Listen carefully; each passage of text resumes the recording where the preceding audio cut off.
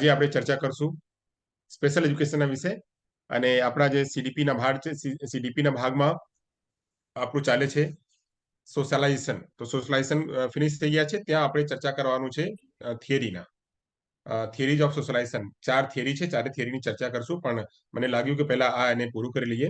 એનું ટાઈમ જે છે એના જ્યારે ટાઈમ આવશે ત્યારે એની ચર્ચા કરશું. તો સ્પેશિયલ એજ્યુકેશનમાં આપણે ક્યાં ક્યાં ચર્ચા કરી લીધા હતા? કોઈ કહેશે મને શું શું વાત થઈ ગઈ છે સ્પેશિયલ એજ્યુકેશનમાં? inclusive education, very good.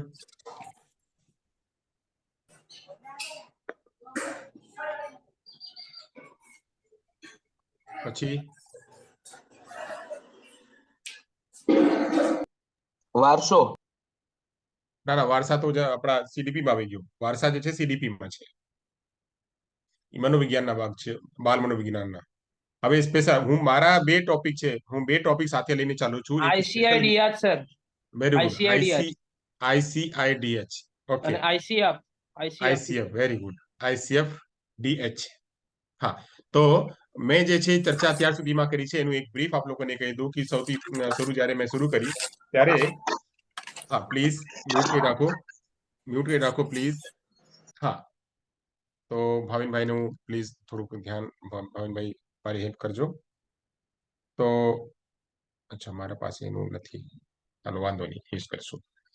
તો આપણે વાત કરીએ તો સૌથી પહેલા મેં ચર્ચા કરી હતી કે સ્પેશિયલ એજ્યુકેશન શું છે, અને સ્પેશિયલ એજ્યુકેશનમાં આપણે સૌથી પહેલા મેઇનસ્ટ્રીમની ચર્ચા કર્યા, મેઇનસ્ટ્રીમ પછી આપણે ઇન્ટિગ્રેશનની ચર્ચા કર્યા, ઇન્ટિગ્રેશનની પછી આપણે ઇન્ક્લુઝનની ચર્ચા કર્યા, સ્પેશિયલ એજ્યુકેશનની ચર્ચા કર્યા. એ બધી ચર્ચા કર્યા પછી આપણે ચર્ચા કર્યા કે આ ઇમ્પેરમેન્ટ, ડિસેબિલિટી અને હેન્ડીકેપ શું હોય છે ICIDH ને મુજબ. પછી આપણે ચર્ચા કર્યા ICF, international classification of disability and health, એની વિશે ચર્ચા કર્યા. ત્યાંની ચર્ચા કર્યા પછી આજે આપણે ચર્ચા કરશું કે હિસ્ટોરિકલ પર્સપેક્ટિવ શું છે સ્પેશિયલ એજ્યુકેશનના. આપણે ઐતિહાસિક પરિપ્રેક્ષ્ય શું છે, ઐતિહાસિક પરિદૃશ્ય શું છે, ઇતિહાસમાં શું શું થયેલા છે એના વિશે આપણે ચર્ચા કરશું. તો આજે આપણા પાસે જે 30 મિનિટ છે, આ 30 મિનિટમાં આપણે ચર્ચા કરશું શું શું છે. આપ લોકો જ્યાં હું બોલું, જે નવો શબ્દ બોલું ત્યાં આપ લોકો જે છે નોટ કરી લેજો કે આવા નવા શબ્દ પણ છે, આપણે એની પણ નોંધ કરવાની છે. ચાલો, તો આપણે અહીંયા બધા રેડી થઈ ગયા છે, આગળ વધીએ. તો આપણે જેમ આપણે કરીએ છીએ કે સૌથી પહેલા આપણે જે ગયા વખતના આપણે કર્યા છીએ એની વિશે થોડી આપણે માહિતી લઈએ. પૂર્વજ્ઞાનની તપાસણી, તો પૂર્વજ્ઞાનની તપાસણી કરીએ. પ્લીઝ મ્યુટ રાખો. તો પૂર્વજ્ઞાનની ચકાસણીમાં આપણે કરીએ તો ચકાસણીમાં શું કરશું? તો અહીંયા આપણે આવે છે કે ICF વર્ષમાં આવ્યું. ક્યારે આવ્યું? 2006 2001 ફરીવાર ICF ક્યારે આવ્યું? 2001 ખુશ્બુ ચૌધરી 2001 22 મે 2001 સર. બહુ સરસ, બહુ સરસ. બધાના પ્રશ્ન, બધાના જવાબ આવવું જોઈએ. બધાના જવાબ આવવું જોઈએ. 37 લોકો છે, એટલીસ્ટ 10 લોકો તો બોલે. સાચું છે 2001? હા સર. સર શું પ્રશ્ન પૂછે? 2001 બરાબર. સરસ સરસ સરસ સરસ. તો ICF ક્યારે આવ્યું? ICF આવ્યું 2001 માં. બહુ સરસ. તો અહીંયા સાચો જવાબ છે આપણે 2001. ચાલો હવે બીજા વાત કરીએ કે દિવ્યાંગજન શબ્દ નો ઉપયોગ વિકલાંગ લોકો માટે ક્યારે કરવામાં આવ્યું? મોદીજીએ કર્યું.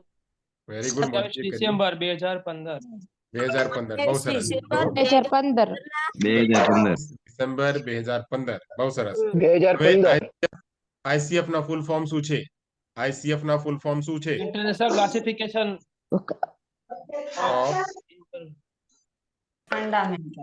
ફંડામેન્ટલ ક્લાસિફિકેશન ના બરાબર છે. Function display functioning disability and health. હા, international classification of functioning disability and health. Health. Very good, very good. તો આ આપણે ચર્ચા કર્યા. તો આમાંથી આપણે ICF ની ચર્ચા કરીએ છીએ, ઇન્ટરનેશનલ ક્લાસિફિકેશન ઓફ ફંક્શનિંગ ની ચર્ચા કરીએ છીએ, ડિસેબિલિટી અને હેલ્થ ના ચર્ચામાં એને ઉમેરતા નથી. આગળ વધીએ. બહુ સરસ. હવે છે બીજા ICF-DH મોડેલને આપણે કેવી રીતે ઓળખવામાં આવે છે? એને કેવી રીતે ઓળખીએ છીએ? કયા મોડેલને? એને શું મોડેલ, કયો મોડેલ કહીએ છીએ? તબીબી મોડેલ સર. તબીબી મોડેલ અને સોશિયલ મોડેલ તો છે. તબીબી મોડેલ અને સોશિયલ બે રીતે ઓળખીએ છીએ, તબીબી મોડેલ અને સોશિયલ મોડેલ. હા બરાબર છે, તબીબી મોડલ અને સોશિયલ મોડલ તરીકે ઓળખીએ છીએ, પણ એની biopsychosocial very good, biopsychosocial very good. Bio psycho social model, bio psycho social model. Bio એટલે શરીર, સાયકો એટલે આપણે મન, અને સોશિયલ એટલે આપણે બાયો સાયકો સોશિયલ આપણે જે તબીબી મોડલ છે અને સોશિયલ મોડલ છે એને બધા ભેગે કરી દઈએ અને શરીરને ભેગા કરી લઈએ તો થઈ જાય છે ત્રણેય મળીને બાયો સાયકો સોશિયલ મોડલ. બહુ સરસ. તો બાયો સાયકો સોશિયલ મોડલ તરીકે આપણે ઓળખીએ છીએ. એકદમ સરસ. ચાલો આગળ વધીએ. હવે ચોથા પ્રશ્ન છે, કહે છે આઈસીએફ ના એટલે નાની જગ્યા ને કરો ના મૂળ સામાન્ય સિદ્ધાંતો કેટલા? મૂળ સામાન્ય સિદ્ધાંતો કેટલા? Principles 4 sir. 4. Very good, very good. 4. તો કયા 4? તો અહીંયા આપણે જોઈએ કે કયા કયા 4 છે. તો 4 છે, આપણે વાત કરીએ. તટસ્થતા સર, તટસ્થતા. હા, સાર્વત્રિકતા, તટસ્થ સમાનતા, તટસ્થતા અને અને પર્યાવરણીય પરિબળો. પરિબળો. બહુ સરસ. તો આપણે 4 સિદ્ધાંતો પરથી આ જે છે આપણે સાર્વત્રિક હોવું જોઈએ, આ સમાન હોવું જોઈએ અને તટસ્થ હોવું જોઈએ. ન્યુટ્રલ આપણે કોઈ એવા પ્રકારના શબ્દો નો યુઝ કરીએ અને પર્યાવરણીય પરિબળો છે એને આપણે રિડ્યુસ કરીએ. જે કાંઈ ફેક્ટર છે એન્વાયરમેન્ટલ ફેક્ટર એને રિડ્યુસ કરીએ તાકી દિવ્યાંગ લોકો આમાં આવી શકે. આ આઈસીએફ ના 4 શું હતો? સિદ્ધાંત, સામાન્ય સિદ્ધાંતો હતો. હવે આગળ આવીએ. અહીંયા કહે છે મેળ કરો. મેળ કરવાનું છે. અહીંયા મોડલ આપેલા છે અને એની આઈડેન્ટિફિકેશન આપેલા છે. ચેરિટી મોડલ છે, મેડિકલ મોડલ છે, સોશિયલ મોડલ છે, હ્યુમન રાઇટ મોડલ છે, અને આમાં એને આપણે ઉમેરવાનું છે, એને કરવાનું છે, જોવાનું છે કે આ એને ક્યાં ક્યાં આપણે એને ઉમેરશું. હું એનું ગુજરાતીમાં એક્સપ્લેનેશન કરી આપું છું. ચેરિટી મોડલ એટલે દાન મોડલ. દાન મોડલને આપણે શું કહીએ? તો કહે છે ઇમ્પેરમેન્ટ હુ હેઝ પ્રોબ્લેમ. જે છતીવાળા જે દિવ્યાંગ બાળકો છે જેને સમસ્યા છે એને કહીએ. કહે છે ઇન્ફિરિયર, યુઝલેસ, ડિપેન્ડન્ટ અને બર્ડન ઓફ સોસાયટી. લોકો એને સમજે છે કે આ જે છે ઇન્ફિરિયર જેવા છે, એ બેકાર છે, આ નિર્ભર જેવા છે અને આ સોસાયટી ઉપર બર્ડન છે. એને આપણે ચેરિટી આપીએ. એ કહે છે recognise that disability is a part of society. Disability જે છે પાર્ટ ઓફ સોસાયટી છે એને એવી રીતે આપણે આઈડેન્ટિફાઈ કરીએ, એને એવી રીતે કહીએ. પછી કહે છે હ્યુમન રાઇટ મોડલ એટલે જે ચોથો ઓપ્શન છે કહે છે issue with environment, negative attitude, barriers, discrimination due to inability of work. કે કામ ના કરવામાં અક્ષમ હોવાથી આ જે છે બેરિયર કરવામાં છે સમાજમાં, એને નેગેટિવ એટીટ્યુડ આવે છે અને સાથે સાથે લોકો એને ડિસ્ક્રિમિનેટ કરે છે, એના સાથે અન્યાય કરે છે. આને મેળ કરશો તો શું આવશે? અહીંયા આપેલા છે તો આપણે જોઈએ. તો અહીંયા આપેલા છે એ ના 2. પહેલાના છે 2 એટલે ચેરિટી મોડલ કેવી રીતે ઓળખીએ છીએ આપણે કે આ ચેરિટી મોડલ ઓને આપીએ, દાન એને આપીએ જે લોકો ડિપેન્ડન્ટ છે, જે લોકો સોસાયટી ઉપર એ લોકો એવો સમજવામાં આવે કે બર્ડન છે. એ ત્યારે ચેરિટી મોડલ હતો. પછી એને આપણે એમ જ સમજતા હતા કે આ લોકો યુઝલેસ છે, કાંઈ કામ નથી કરી શકતા. એને આપણે એમ સમજતા હતા કે આ લોકો ઇન્ફિરિયર છે. ઇન્ફિરિયર એટલે આ લોકો પોતાની જાતમાં ખોયા રહે છે, એટલે આ લોકોને થોડું દાન આપીએ, થોડું પૈસા આપીએ, થોડું સહાય આપીએ જેથી એ લોકો પગભર બની શકે. પણ માત્ર એટલું હતું. તેને આપણે કહીએ આ મેડિકલ મોડલને. હવે આપ લોકો કેવો મેડિકલ મોડલ પણ અહીંયા આવી ગયા છે. મેડિકલ મોડલને કહીએ શું સર ઇમ્પેરમેન્ટ પહેલો આવશે બીજામાં. પહેલો આવડે એટલે ઇમ્પેરમેન્ટ હુ હેઝ ધ પ્રોબ્લેમ. હા, જ્યાં સમસ્યા આવે. સમસ્યા શેમાં? તો સમસ્યા આંખમાં, સમસ્યા શેનામાં? સમસ્યા કાનમાં, સમસ્યા ક્યાં? સમસ્યા ચાલવાનું. તો આ જે સમસ્યા છે, આ એક એનું પોઈન્ટ છે. સમસ્યા, પ્રોબ્લેમ. જ્યાં સમસ્યા આવે એ સમસ્યાને સમજવાનું કે આ વ્યક્તિ જે છે એને મેડિકલની આવશ્યકતા છે. આપણના જે છે તબિયત ખરાબ થઈ તો આપણે આ તબીબી મોડલ તરફ આપણે જઈએ છીએ કે આપણે કાંઈક એની સારવાર મળે, આપણે કાંઈ દવા મળે, આપણે કાંઈ મેડિસિન મળે. તો સમસ્યા હોય છે તો આપણે ડોક્ટર પાસે જઈએ છીએ. સમસ્યા હોય છે તો આપણે આંખના ડોક્ટર પાસે, કાનના ડોક્ટર પાસે, મગજના ડોક્ટર પાસે અને હાથ પગના ડોક્ટર પાસે આપણે જઈએ છીએ. તો સમસ્યાના સમાધાન કરવા માટે મેડિકલ મોડલ ઉભા કરવામાં આવ્યું. અને મેડિકલ મોડલ ક્યારે ઉભા કરવામાં આવ્યું? જ્યારે આપણું સાયન્સ જે છે ડેવલપ થઈ ગયા. સાયન્સ આપણું ડેવલપ થઈ ગયા ત્યારે જે છે આપણું આ મેડિકલ મોડલ ઉભા કરવામાં આવ્યું. આગળ વધીએ. આગળની વાત કરે છે, કહે છે કે આ સોશિયલ મોડલ શું? તો સોશિયલ મોડલમાં આપણે મેં કીધું કે જ્યાં આપણે સમાજમાં વ્યવસ્થા તો ઊભી કરી દીધી, પણ એ વ્યક્તિ કામ કરવામાં અક્ષમ છે, કામ નથી કરી શકતા, એટલે ત્યાં લોકો બેરિયર એટલે એટીટ્યુડ એના પાસે છે, આ કામ ન કરી શકે એટલે નેગેટિવ એટીટ્યુડ. પછી બેરિયર આવી ગયા. પછી જે છે લોકો ડિસ્ક્રિમિનેટ કરે છે, ના ભાઈ આ તારી વ્યવસ્થા નથી, તારી માટે ભલે આપેલ છે પણ તું કરી શકે, તું ન કરી શકે ને, ચાલ પાછળ જે. જ્યારે એવી પ્રકારની ભાવના છે ત્યારે આપણે એને કહીએ સોશિયલ મોડલ. તો એટલે 4. હવે વાત થઈ હ્યુમન રાઇટ મોડલ. તો જ્યાં લોકો જે છે આ દિવ્યાંગ લોકો છે, હવે હ્યુમન રાઇટ મોડલમાં આપણે આરપીડબ્લ્યુડી ની વાત કરીએ, યુએનસીઆરપીડી ની વાત કરીએ, આરપીડબ્લ્યુડી પછી છે યુએનસીઆરપીડી. આ જે બે ધારાધોરણ છે, આ બે ધારાધોરણ આ કહે છે કે દિવ્યાંગજન જે છે આપણા સોસાયટીના ભાગ છે, આપણા સોસાયટીના ભાગ છે, તો એટલે આપણે એની રીતે આપણે ગણીએ. બહુ સરસ. હા પ્લીઝ, જ્યાંથી આપ લોકો ઘરે છો તો ઘરે આપણે મ્યુટ કરી રાખો, તેથી આપણે મુશ્કેલીઓ ન ઉભા થાય. પ્લીઝ એવા કરજો. ચાલો તો વાત કરીએ. અહીંયા સુધી થઈ ગયા, સમજાઈ ગયા બધાને. આ એક નવો મેં આજે લીધું હતું જેથી કે આપ લોકોને થોડુંક કોન્સેપ્ટ ક્લિયર થાય. આ ટેબલ જે છે યાદ કરી લેજો.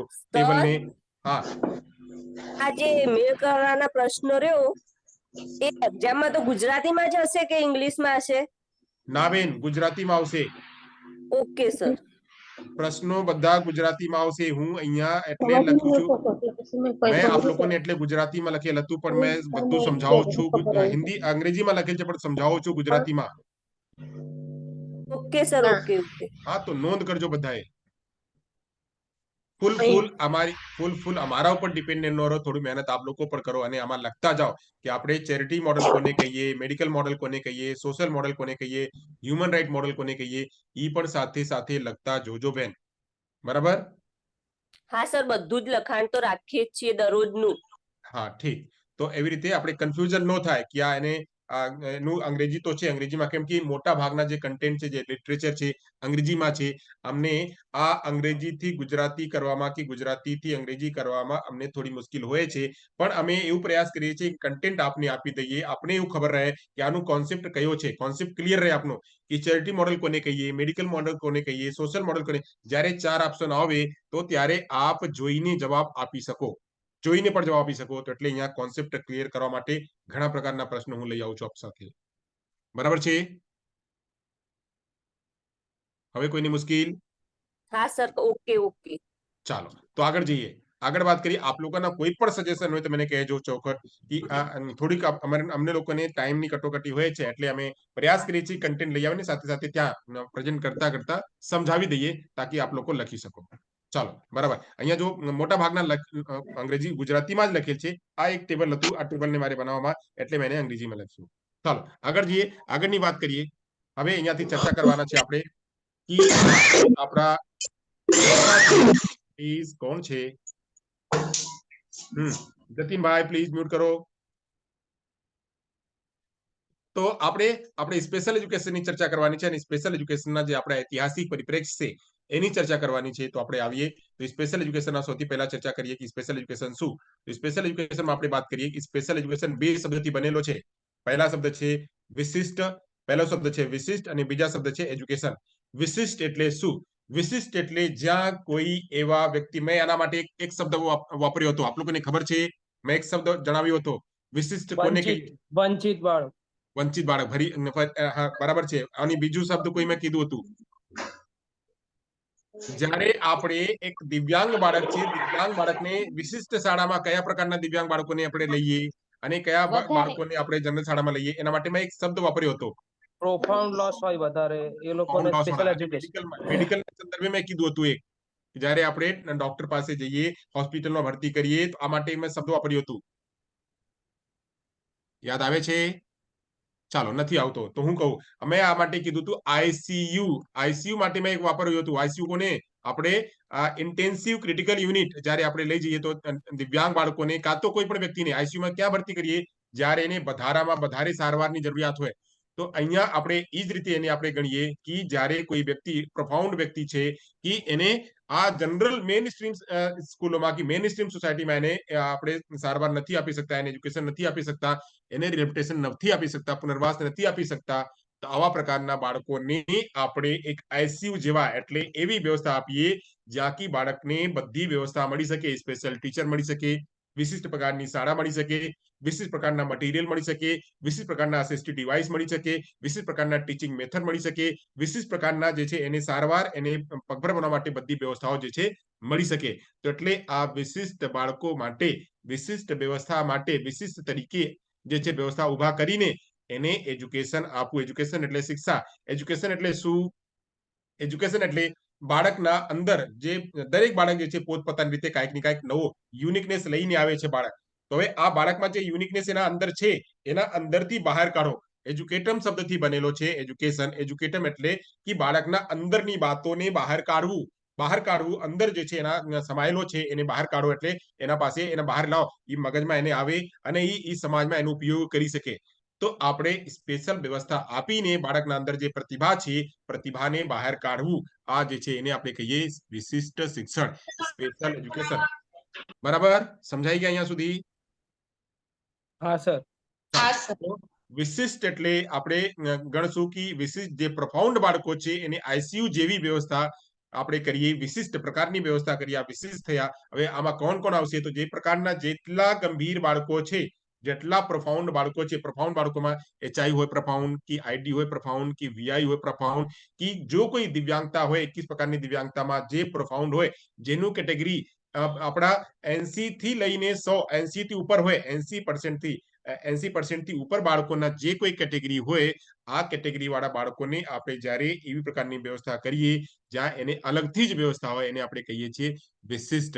એના માટે આવાસીય વિદ્યાલયની વ્યવસ્થા કરીએ, આ માટે સ્પેશિયલ શિક્ષકોની વ્યવસ્થા કરીએ, આ માટે સ્પેશિયલ કન્ટેન્ટની વ્યવસ્થા કરીએ, આ માટે સ્પેશિયલ મટીરિયલની વ્યવસ્થા કરીએ, આ માટે સ્પેશિયલ મેથોડોલોજીની વ્યવસ્થા કરીએ, આ માટે સ્પેશિયલ સિટિંગ અરેન્જમેન્ટની વ્યવસ્થા કરીએ, આ માટે સ્પેશિયલ જે આપણે ભૌતિક વાતાવરણ છે ભૌતિક વાતાવરણ ભર કરીએ. આ બધી વિશિષ્ટ વાતો છે. ચાલો આગળ વધીએ. અહીંયા સુધી સમજાઈ ગયા છે. આગળ જશું આપણે, આગળમાં ચર્ચા કરશું કે આ એવા પ્રકારના બાળકો જે છે આ ક્યારથી કેવી રીતના આવ્યું એને આપણે ચર્ચા કરશું. ચાલો તો સૌથી પહેલા આપણે ચર્ચા કરશું કે આ જે શબ્દ છે આ વિશિષ્ટ, તો વિશેષ શિક્ષણ એક શિસ્ત તરીકે સમાજમાં પ્રસાર કરવું જોઈએ. જી સ્લાઇડ નથી દેખાતી. દેખાય છે બેન? દેખાય છે બેન. બેન, તમારે કંઈક પ્રોબ્લેમ હશે, કમ્પ્લીટ દેખાય છે. સરસ. તો એક બાર રીસ્ટાર્ટ કરી લો, કાં તો ફોનને એક નેટવર્કમાં લઈ આવો તો દેખાશે. ચાલો તો કહે છે વિશિષ્ટ શિક્ષણ એક શિસ્ત તરીકે સમાજમાં પ્રસાર કરવું જોઈએ. આપણે જ્યારે આપણે વિશિષ્ટ બાળકોને આપણે લઈ આવશું તો વિશિષ્ટ બાળકોને જ્યારે વિશિષ્ટ બાળકોને સમાજમાં પગભર કરવા માટે લઈ આવશું અને એને પણ આપણે એક વ્યક્તિ તરીકે એક સમાજના ભાગરૂપે જ્યારે ગણશું તો એને આપણે સમાજમાં લઈ આવવા માટે એક શિસ્ત, એક ડિસિપ્લિન તરીકે આપણે ગણવું પડશે. તો એટલે જે આપણા વિશિષ્ટ શિક્ષણ છે એક ડિસિપ્લિન તરીકે, એક ભાગ તરીકે, એક એરિયા તરીકે જે છે ગણવામાં આવ્યું. હવે આ જે છે એક તરફ આપણે એની થોડીક પ્રચાર કરીએ, એની શબ્દ સમજીએ.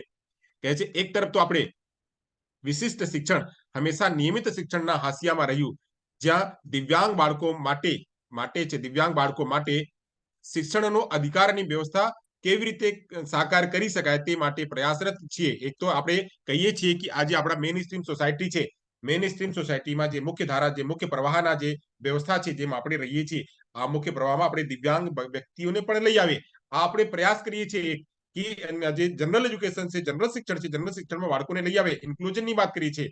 એ એક વાત કરીએ છીએ કે દિવ્યાંગ બાળકોના અધિકાર છે લેવાને, અને એને આપણે તરફ આપણે ભળીએ, એને પ્રયાસરત કરીએ છીએ. પણ બીજી તરફ શું છે? બીજી તરફ આપણે એને એવી રીતના ગણીએ છીએ કે આ વિશિષ્ટ શિક્ષણ જે છે આ પરંપરાગત રીતે એને ડમ્પિંગ ગ્રાઉન્ડ તરીકે પણ જોવામાં આવે છે. આપણે બનાવી દીધા, કરી દીધા, એને વ્યવસ્થા પણ લઈ દીધા, રેમ બનાવી દીધા, એના માટે જે છે શાળા બનાવી દીધા, એના માટે રિસોર્સ સેન્ટર બનાવી દીધા, એના માટે વિદ્યાલય પણ બનાવી દીધા. પણ આ દિવ્યાંગ બાળકોના આમાં જે છે સારી રીતે જે 100% લેવું જોઈએ એ એને મળતો નથી. વ્યવસ્થા આવીને બસ રાખી છે, આ ટેલમ મટીરિયલ બધું જે છે આવીને રાખ્યા છે, પણ એની યુઝ નથી થતો. એના માટે શિક્ષક નથી, એના માટે જે બાકીની વ્યવસ્થા છે એના જે ફોલોઅપ છે, ફોલોઅપ નથી હોતો. બાળકોને પહોંચે છે કે નથી પહોંચતો? બાળક જે છે જે એટલું પૈસા બાળકો માટે ખર્ચ કરવામાં આવે છે, આ પૈસા જે છે આ સાચી રીતે બાળકના પહોંચે છે કે નથી પહોંચતો? તો આપણે એ જે છે આપણે લઈ આવીને વ્યવસ્થા લઈ આવીને ડમ્પ કરી દઈએ છીએ, રાખી દઈએ છીએ. બાળકોને પણ રાખી દઈએ છીએ, વ્યવસ્થાને પણ રાખી દઈએ છીએ, અને જે એટીટ્યુડ, જે આપણે પોલિસી કે જે કાંઈ બનાવ્યા આ બધું આપણે રાખી દઈએ છીએ. તો આપણે આ જે છે એને આપણે દૂર કરવાનું છે. આ દૂર કેવી રીતે થશે? જેમ આપણે સરકાર પોલિસી બનાવી અને લોકો રાડો પાડીને લોકો જે છે આ પોલિસી બનાવી દીધા. હવે અત્યારે 3000 શિક્ષકોની ભરતી, અહીંયા 7000ની, બીજી જગ્યા 12000ની, બીજી જગ્યા 3000ની, ત્રીજી જગ્યા 50000 જે છે સ્કૂલો ખોલવા જાય છે રાજસ્થાનમાં. આ જે છે આપણે બને છે, યુનિવર્સિટી બને છે, હાયર એજ્યુકેશનમાં બાળકો જાય છે. આ બધી જગ્યાએ વ્યવસ્થા તો થાય છે, પણ આ વ્યવસ્થાની પછી આગળ શું? તો આગળ એ તમે કરો છો, પૈસા ખર્ચા કરો છો, લોકોને ઉભા કરો છો, વ્યવસ્થા આપો છો, એનું ફોલોઅપ પણ લ્યો.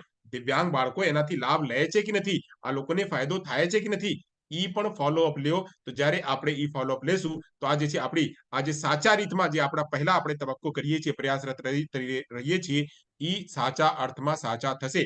નહીં તો આપણે આ ડમ્પિંગ તરીકે જે છે બીજી બાજુ આપણે ડમ્પિંગ તરીકે આપણે એને ગણશું. તો આપણે ડમ્પિંગ તરીકે એને નથી ગણવાનું. અત્યાર સુધીની કન્ડિશન બસ ઈ જ છે. આપણે પોલિસી બનાવી દીધા, પણ એને જે છે આપણે બસ લઈ આવીને એક આપણે કચરા જેવા નાખી દીધા. હવે નાખી દીધા એનું શું, કાંઈ નહીં, હવે એના ફોલોઅપ કાંઈ નહીં લેવાનું. તો એટલે આપણે એવા પ્રકારના જે એટીટ્યુડ છે, વલણ છે, એ નહીં રાખવાનું.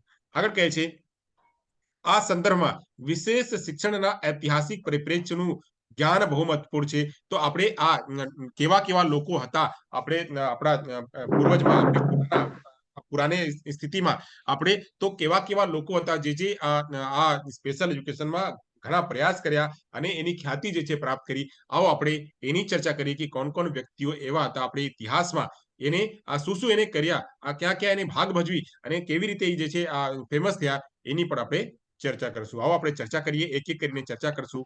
તો હા, ચાલો આપ લોકો પોતે મ્યુટ કરી રાખજો કે તેથી મને જે છે થોડું વાંધો ન આવે. ચાલો આગળ વાત કરીએ. કહે છે કે વિશિષ્ટ શિક્ષણ ના ઇતિહાસનો આપણે ચર્ચા કરશું. તો આપણે ચર્ચા કરશું એક તો સ્વતંત્રતા પહેલા અને એક આપણે કરશું સ્વતંત્રતા પછી. આપણે વાત કરીએ કે જ્યારે આપણે ભારત જ્યારે આપણું આઝાદ થયું, આપણે ભારત આઝાદ ક્યારે થયું? 1947માં. તો 1947માં આપણે ભારત આઝાદ થયું અને 1950માં 1950માં આપણે જે છે ગણતંત્ર દિવસ, આપણા દેશ જે છે ગણતંત્ર થયું અને ત્યારે આપણા સંવિધાન પાસ થયું અને ત્યારથી આપણે નિયમ ધારા ધોરણ બધું ત્યારે ઓકે થઈ ગયા. તો આપણે ચર્ચા કરશું 1947 થી 1947 થી ચર્ચા કરશું એની પહેલા અને એના પછી. એની પહેલા શું શું થયું હતું અને એના પછી શું શું થયું હતું એની આપણે ચર્ચા કરશું. તો આપણે ચર્ચા કરીએ. સૌથી પહેલા સ્વતંત્રતા પહેલાની વિકાસ શું શું થયું હતું અને આ સ્વતંત્રતા પહેલા કોણ કોણ વ્યક્તિ હતા જેને આ ઉપર કામ કર્યું. આવો આગળ ચર્ચા કરીએ. તો વાત કરીએ અહીંયા સ્વતંત્રતા પહેલામાં આપણે કરીએ તો આપણે ખબર છે કે મંથરા જે છે 5000 બીસી એટલે તો આપણે વાત કરીએ ક્રાઇસ્ટની પહેલા, બિફોર ક્રાઇસ્ટ. બીસી એટલે બિફોર ક્રાઇસ્ટ. ક્રાઇસ્ટ એટલે જે આપણે ઈસા મસીહ હતા, ઈસા મસીહના જે સમય હતું એની પહેલાના જે ભાગ છે એને આપણે બિફોર ક્રાઇસ્ટ કહીએ. તો આપણે જ્યારે કહીએ એક હોય છે ઈસવી અને એક હોય છે ઈસા પૂર્વ. હેલો, છે કોઈને વાંધો નહીં ના? તો પ્લીઝ મ્યુટ કરી રાખો. જ્યારે હોય તો ચેટ બોક્સમાં લખીને મને કહેજો, તો પછી કરશું. પટેલ ભાવેશ કુમાર. ચલો તો વાત કરીએ. તો આપણે કહે છે કે આપણે આ મંથરા જે છે આપણે રામાયણમાં એનું જે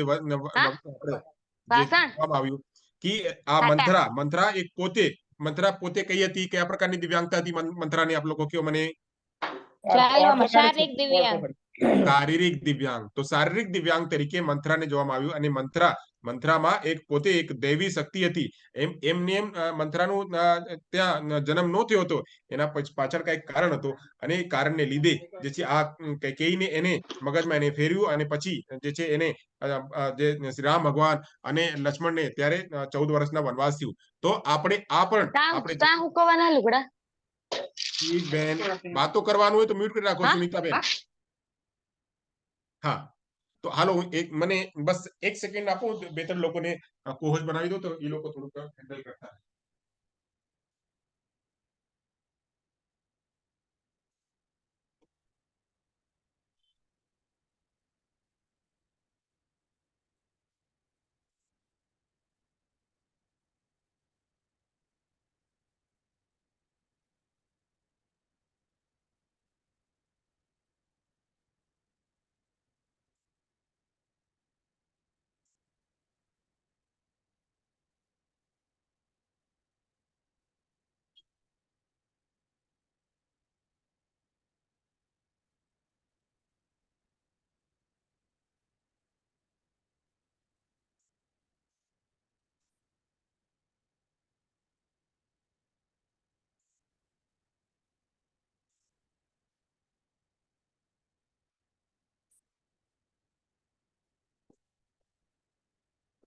ચાલો, સરસ.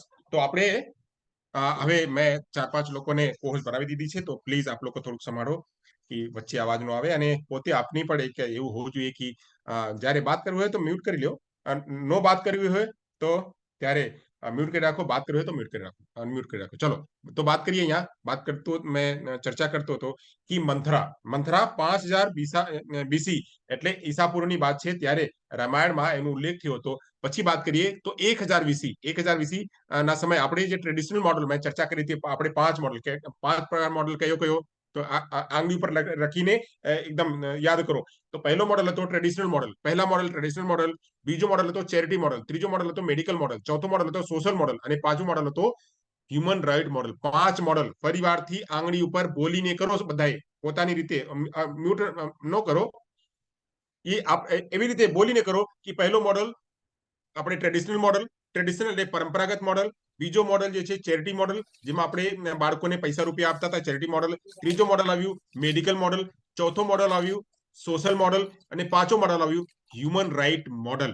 તો આપણે 5 મોડલની આપણે દિવ્યાંગતામાં 5 મોડલની ઉપર ચર્ચા કરી અને આ મોડલ ઉપર લોકો કામ કર્યા અને પછી જેમ જેમ સમય બદલાતો કે તેમ તેમ મોડલની પણ બદલાતું ગયો। પહેલા છે આપણે ટ્રેડિશનલ મોડલ હતો, ટ્રેડિશનલ મોડલમાં શું થતો હતો કે આ અહીંયા દેખાય છે 1000 બીસી ઉપર, તો આ લોકોને જે છે આ જે દિવ્યાંગ બાળકો છે એને જંગલમાં મૂકી દેવામાં આવતો હતો। જાઓ જંગલમાં, હવે જંગલમાં જાઓ, તમને આ જ્યાં શેર છે, પક્ષી છે, જે જંગલી જાનવર છે, તમને ખાસી અને તમને કઈ ખાવામાં નહીં મળશે તો તમે તમારું જે છે એ લીલા ત્યાં સમાપ્ત થઈ જશે।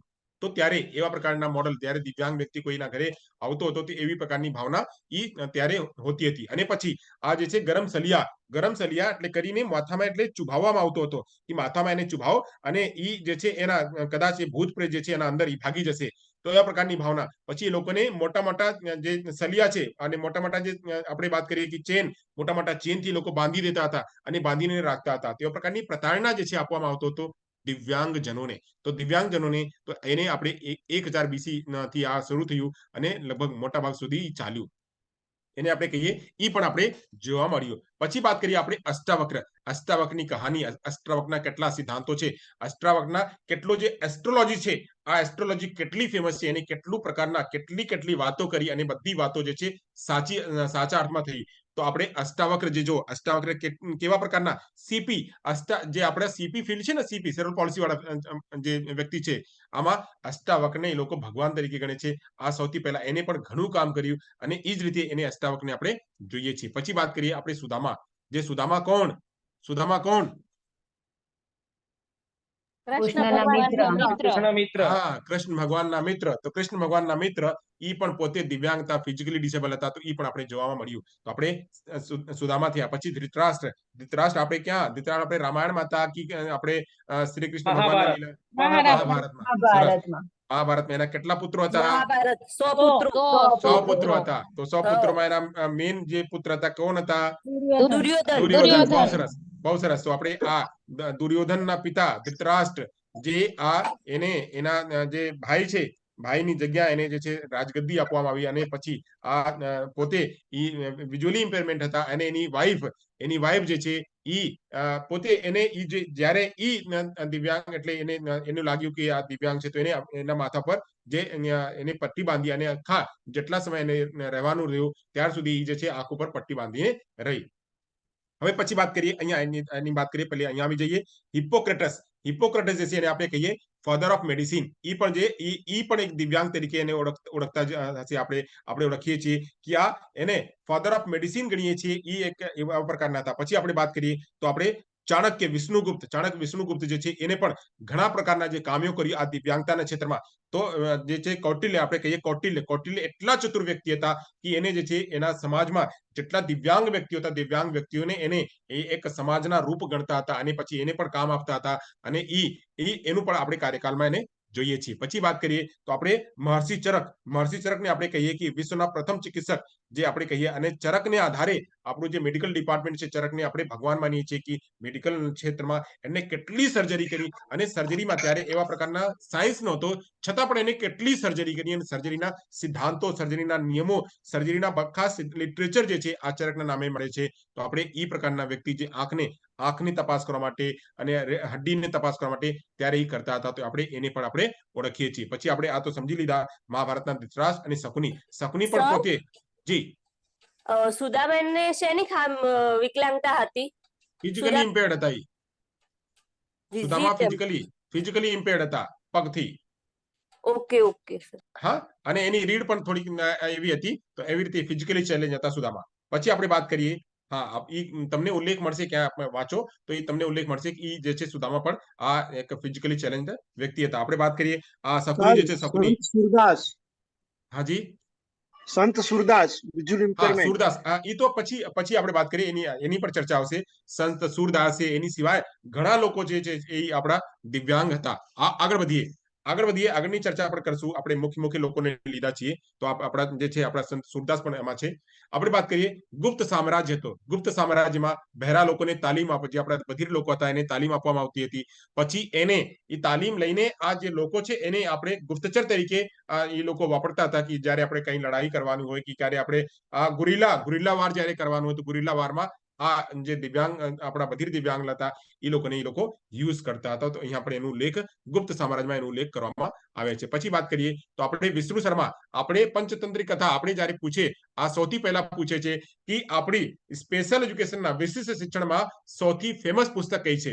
સૌથી ફેમસ પુસ્તક કઈ છે? તો સૌથી ફેમસ પુસ્તક જે છે આપણે વિશેષ શિક્ષણમાં વિષ્ણુ શર્માની લખિત પુસ્તક છે પંચતંત્ર. કઈ પુસ્તક છે? પંચતંત્ર. નામ યાદ રાખજો મિત્રો, એ પૂછવામાં આવે છે ક્યારેક. અને લગભગ બીએડ ના એક્ઝામમાં કે આપણે ડીએડ ના એક્ઝામમાં એ પૂછવામાં આવે છે કે વિશિષ્ટ શિક્ષણની સૌથી ફેમસ પુસ્તક કઈ છે, સૌથી પહેલા જે પ્રકાશિત પુસ્તક છે કઈ છે? તો આપણે આમાં આપણે દિવ્યાંગ વ્યક્તિઓની ચર્ચા કરવામાં છે, અને એના સાથે કેવી રીતે આપણે વર્તવીએ, આ બધી જે ચર્ચા છે પંચતંત્રમાં કરવામાં આવી છે. આ કોણ છે, કોને લખ્યું? તો વિષ્ણુ શર્મા, પંડિત વિષ્ણુ શર્માએ લખ્યું છે.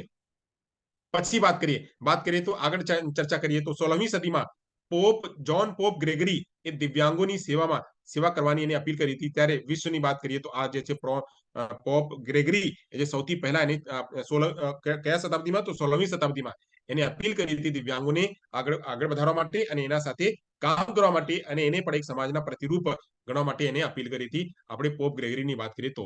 પછી વાત કરીએ આપણે તો 1555માં સ્પેનિશ મહાત્મા પેડ્રો પોન્સ ડી લિયોન, એને જે છે આપણા એચઆઈ બાળકો, હિયરિંગ બાળકોને શિક્ષામાં આપવા માટે એને પણ ચર્ચા કરી હતી. કોણ?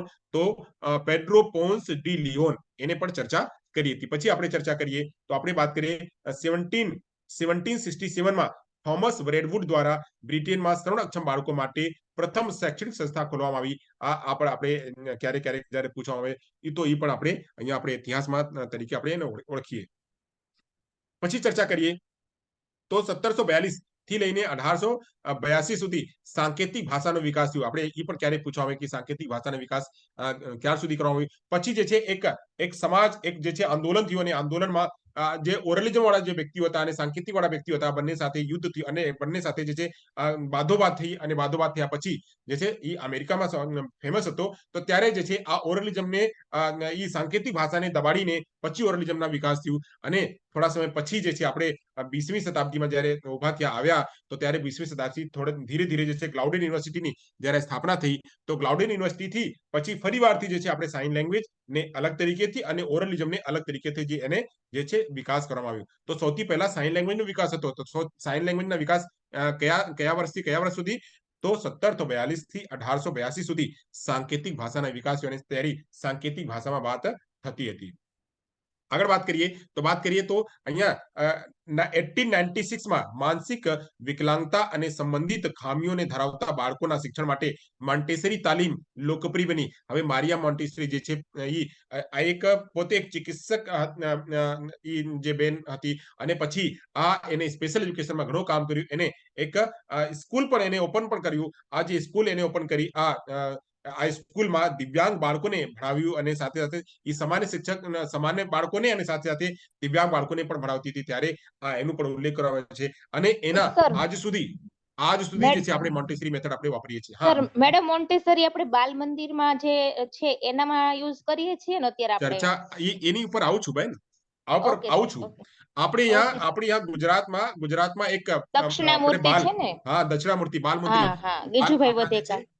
હા, તો આપણે આ જે ગીજુભાઈ વધેકાના જે આપણે મેથોડોલોજી આપણે કરીએ છીએ, તો ગીજુભાઈ વધેકા એના જે આપણે પ્લેવે મેથડ અને કાર્લવેલ કુક અને આપણે વાત કરીએ તો મારિયા મોન્ટેસરી આ લોકોથી પ્રભાવિત થઈને એને બાળકો માટે એક અહીંયા એક ઊભા કર્યા કે આપણે બાલ મંદિર બનાવ્યા, જેને આપણે અહીંયા દક્ષિણામૂર્તિની વાત કરીએ, દક્ષિણામૂર્તિમાં એવા બાલ વાટિકા જેવા બનાવીને અહીંયા બાળકોને કેવી રીતે સર્જન આપણે કરીએ આ એને ઉલ્લેખ કર્યો. તો આ જે છે મારિયા મોન્ટેસરી છે, પ્લેવે મેથડ છે, આપણે પછી કિન્ડરગાર્ટન મેથડ છે.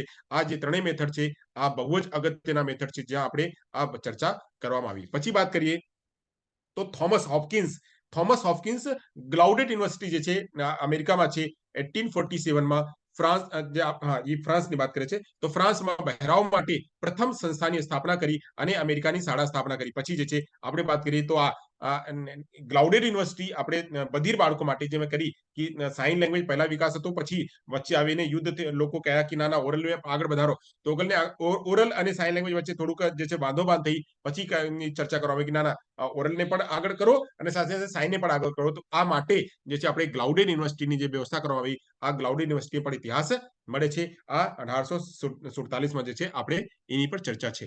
આગળ વધીએ, થોડી હજી ચર્ચા કરીએ તો આ ઉપર ચર્ચા કરીએ તો આપણે અહીંયા વાત કરીએ તો આ અલેક્ઝાન્ડર ગ્રાહમ બેલ જેને ફોનના વિકાસ કર્યું, ઈ જે છે ટેલિફોન, ઓપ્ટિકલ ફાઇબર સિસ્ટમ, ફોટોફોન અને બેલ્સ અને ડેસિબલ આ યુનિટ જે છે આ મેટલ ડિટેક્ટર, ડેફ એજ્યુકેશન ઉપર આ જે છે આ આપણે ચર્ચા કરીએ તો ગ્રાહમ બેલ ના આપણે ચર્ચા કરવામાં આવી છે. પછી વાત કરીએ તો આપણે વાત કરીએ લુઈસ બ્રેલ, બધાએ જાણીએ છીએ લુઈસ બ્રેલને.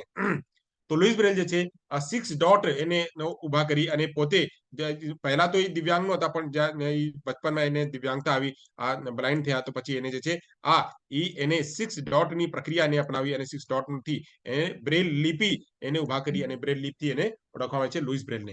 પછી આપણે વાત કરીએ તો આ જે છે આપણે ફ્રેન્સ હેવન હોલ જેને બ્રેલ રાઇટર જે ઉભા કરી 1892માં બ્રેલ રાઇટર કોને વાપર્યું, કોને સૌથી પહેલા કર્યું, તો ફ્રેન્ક હેવન હોલને.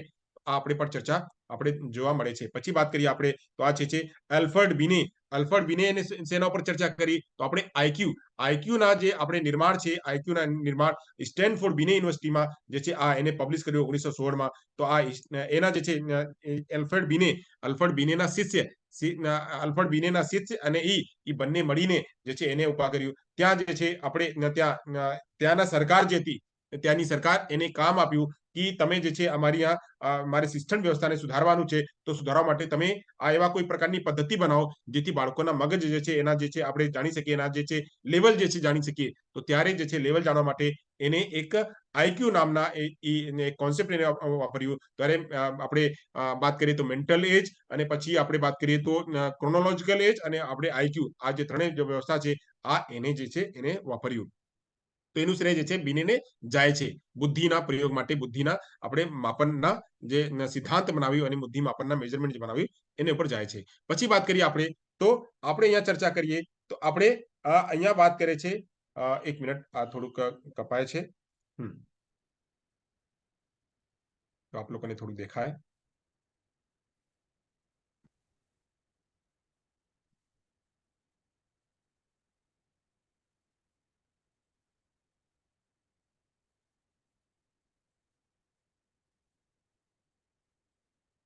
તો આ જે છે આપણી બધી વ્યવસ્થા જે હું કરું છું આપ લોકોને અહીંયા દેખાય છે.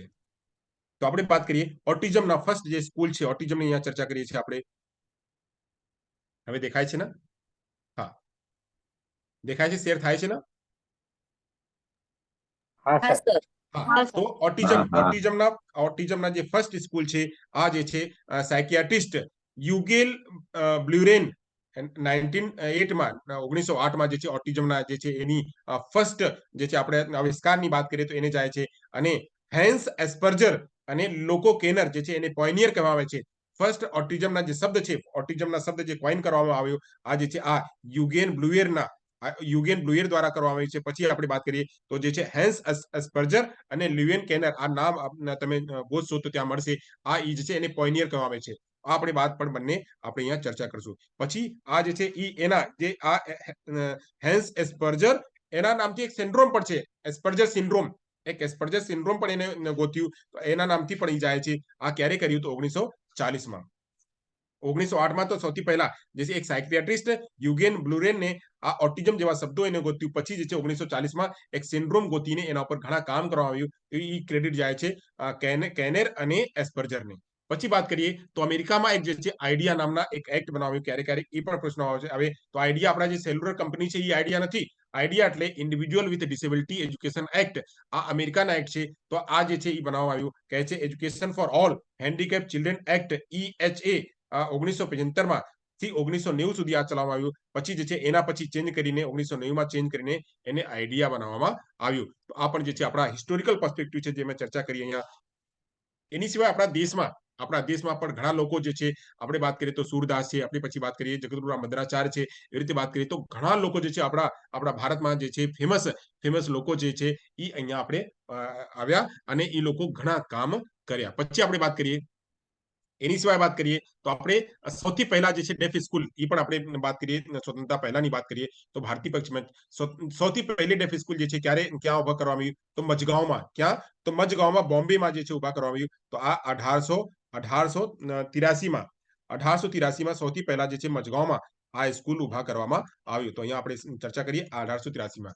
પછી બ્લાઇન્ડ સ્કૂલ જે છે બ્લાઇન્ડ સ્કૂલ ક્યાં ઉભા કરવામાં આવ્યું એ મેં કાલે ચર્ચા કરી હતી. તો કાલે ચર્ચા કરી હતી 1847 માં એની શાર્પ દ્વારા 1887 માં અમૃતસરમાં જે છે સૌથી પ્રથમ પહેલો જે છે આપણે બ્લાઇન્ડ સ્કૂલ અહીંયા ઉભા કરવામાં આવ્યું. પછી વાત કરીએ જે આઈડી સ્કૂલ છે, આઈડી સ્કૂલ ક્યાં ઉભા કરવામાં આવ્યું તો આઈડી સ્કૂલ જે છે ફર્સ્ટ રેઝિડેન્શિયલ સ્કૂલ જે છે પર્સન વિથ મેન્ટલ રિટાર્ડેશન માટે મુંબઈમાં જે છે આપણે એ ઉભા કરવામાં આવ્યું. એ મુંબઈમાં ક્યાં? તો માનખુર્દમાં.